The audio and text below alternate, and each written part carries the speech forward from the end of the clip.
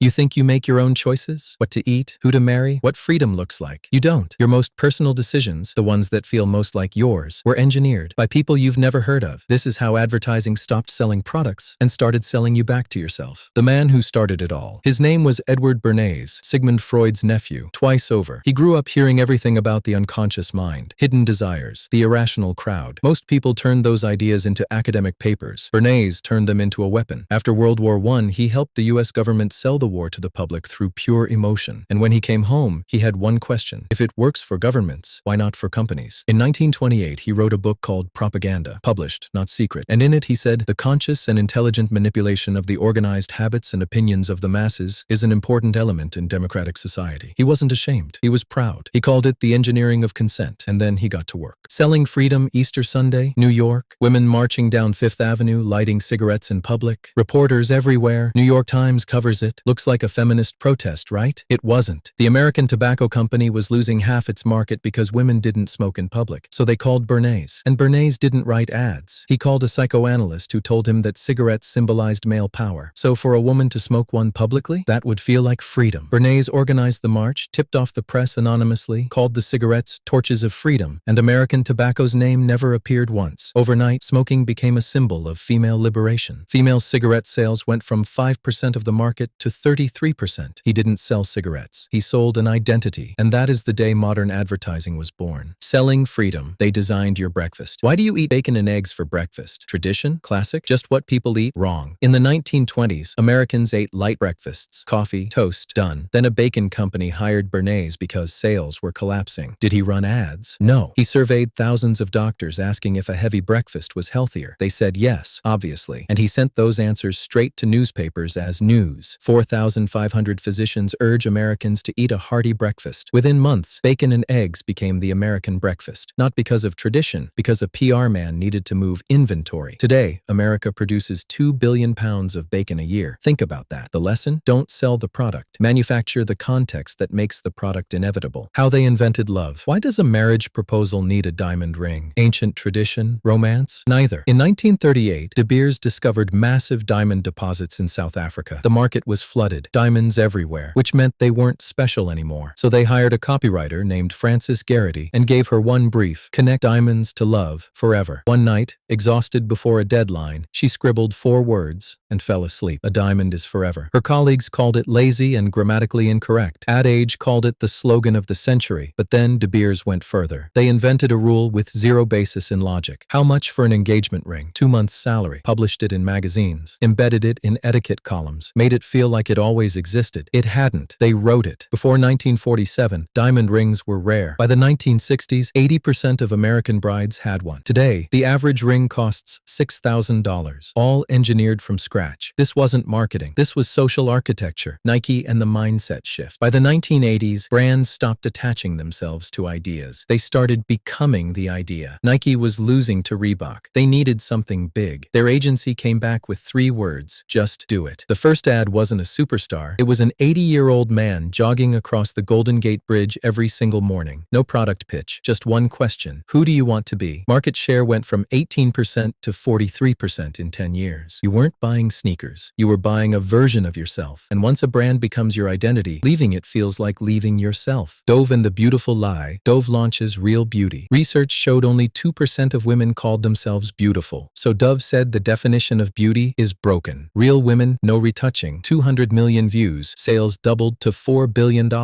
Beautiful campaign. Beautiful message. Here's what they didn't say. Dove is owned by Unilever, the same company that sold Fair and Lovely, a skin lightening cream, to women in Asia and Africa in the exact same years. A product that profits from the exact insecurity Dove claimed to fight. Same parent company. One brand says, "You are beautiful." Another brand tells women on a different continent their skin is too dark. This is what cynical, purpose-driven marketing looks like. They don't remove the insecurity. They manage it. One product creates the wound. Another sells the bandage. Both owned by the same balance sheet. When advertising becomes invisible, you could still see everything before. But what came next? You can't. 2011, Coca-Cola puts your name on the bottle instead of their logo. 250 million bottles sold. Not because the product changed, but because it became personal. And then the algorithm arrived. Your social media feed isn't random. It's a mirror showing you more of what you believe, more of who you are, more of what you'll buy. The ad doesn't interrupt interrupt your life anymore. It becomes your life. Bernays controlled what you read in newspapers. Today, the newspaper is your phone, and it updates every 30 seconds. From 1929 to today, every evolution in advertising follows the same formula. Find a real human desire, freedom, love, identity, beauty. Attach a product to it, then make it feel like that connection was always yours. The cigarette was never freedom. The diamond was never eternal love. The sneaker was never your potential. The beauty campaign was never about you. They were just products, wrapped in something that felt true. People don't buy products. They buy meaning. And as long as that's true, someone is engineering yours right now. This isn't advertising. This is behavioral engineering. And now you know how it works.